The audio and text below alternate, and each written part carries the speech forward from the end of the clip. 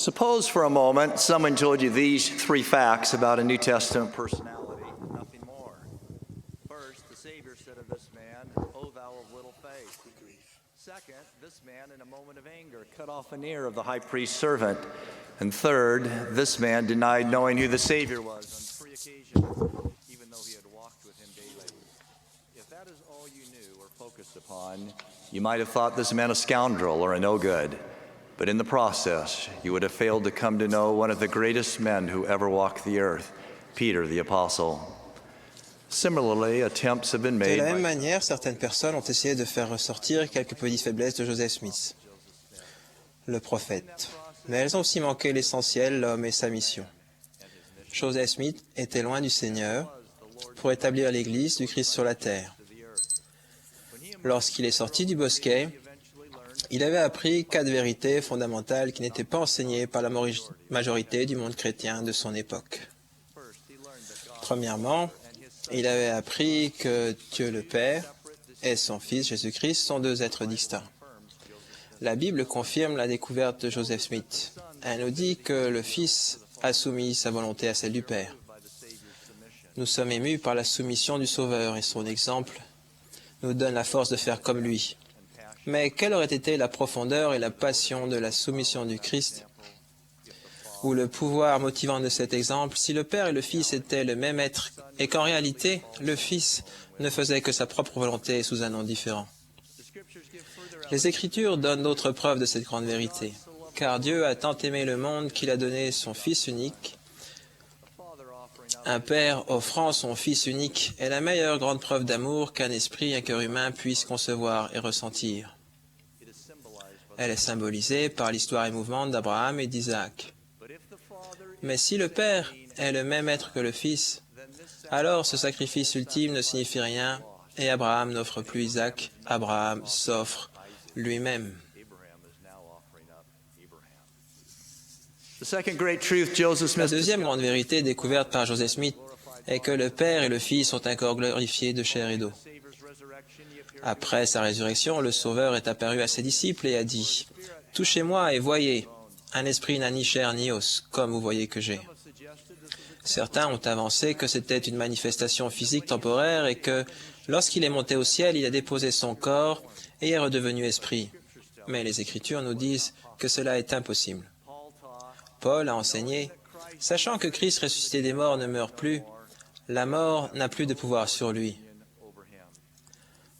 En d'autres termes, une fois le Christ ressuscité, son corps ne peut plus jamais être séparé de son esprit, sinon il subirait la mort. La conséquence même que Paul dit impossible pour eux Christ après sa résurrection.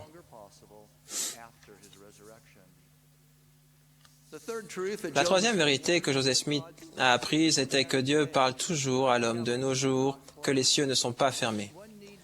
Et il suffit de poser 3 questions, proposées un jour par Hugh B. Brown pour arriver à cette conclusion. Premièrement, Dieu nous aime-t-il autant aujourd'hui qu'il aimait les gens auxquels il a parlé à l'époque du Nouveau Testament? Deuxièmement, Dieu a-t-il aujourd'hui les mêmes pouvoirs qu'alors? Et troisièmement, avons-nous aujourd'hui autant besoin de lui que dans les temps anciens? Si la réponse à ces questions est oui, et si Dieu est le même hier, aujourd'hui et à jamais, comme les Écritures le déclarent, alors il n'y a pas de doute, Dieu parle à l'homme aujourd'hui exactement comme Joseph Smith en a témoigné. La quatrième vérité que Joseph Smith a apprise était que l'Église de Jésus-Christ, pleine et entière, n'était pas sur la terre alors.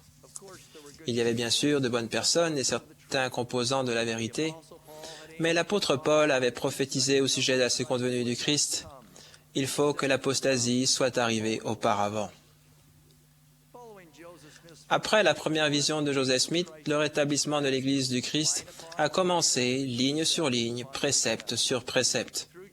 Par l'intermédiaire de Joseph Smith, un point de doctrine a été rétabli, la prédication de l'Évangile aux morts dans le monde des esprits, à ceux qui n'avaient pas eu l'occasion de l'entendre sur la terre.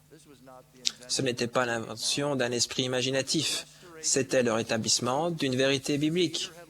Pierre avait enseigné il y a longtemps, car l'Évangile a été annoncé aux morts, afin que, après avoir été jugés comme les hommes quant à la chair, ils vivent selon Dieu quant à l'esprit.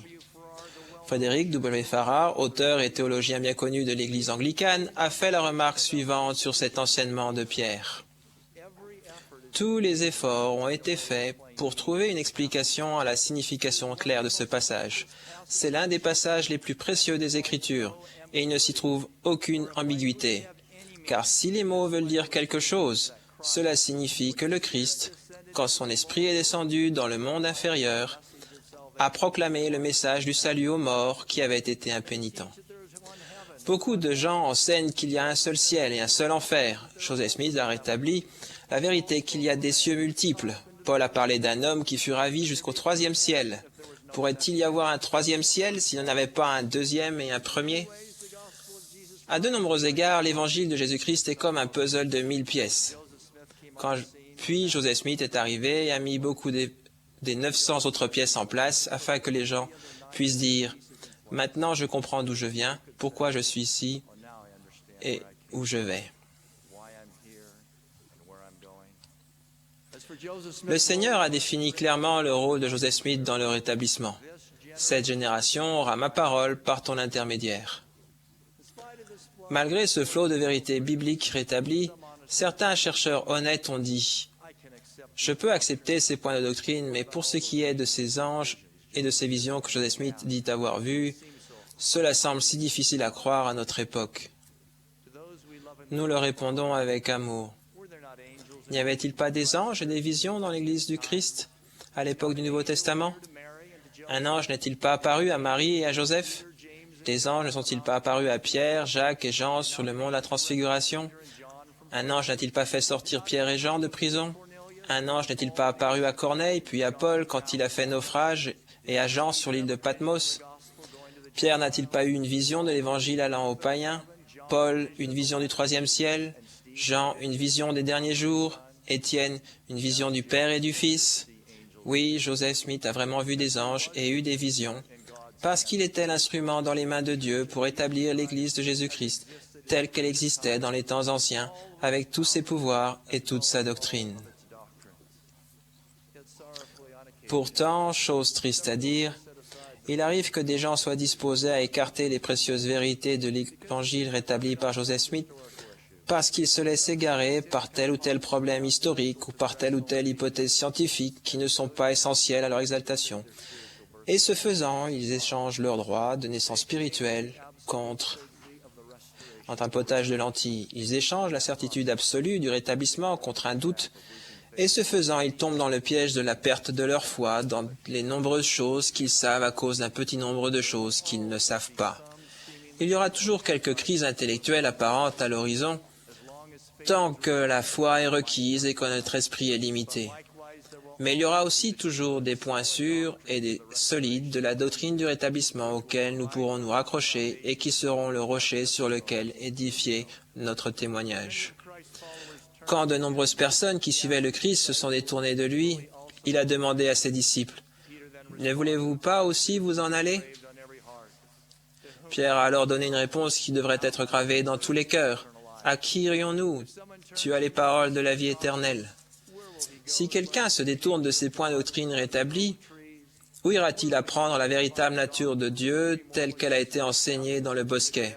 Et où ira-t-il chercher les points de doctrine de l'existence prémortelle, du baptême pour les morts et du mariage éternel? Où ira-t-il chercher le pouvoir de scellement qui peut unir le mari et la femme et les enfants par-delà le tombeau? Tous les pouvoirs, clés, enseignements et ordonnances nécessaires au salut et à l'exaltation ont été rétablis par l'intérieur de Joseph Smith. Vous ne pouvez les trouver nulle part ailleurs dans le monde. Vous ne les trouverez dans aucune autre église. Vous ne les trouverez dans aucune philosophie d'homme, aucune vulgarisation scientifique, ni aucun pèlerinage aussi intellectuel qu'il puisse paraître. On ne peut trouver le salut qu'à un seul endroit, désigné par le Seigneur lui-même, quand il a dit que l'Église est la seule Église vraie et vivante sur toute la surface de la terre. Je témoigne que Joseph Smith est le prophète du rétablissement, comme il l'a dit. Je me fais l'écho des paroles du cantique émouvant, « Gloire à celui qui a vu Dieu le Père ». Au nom de Jésus-Christ. Amen.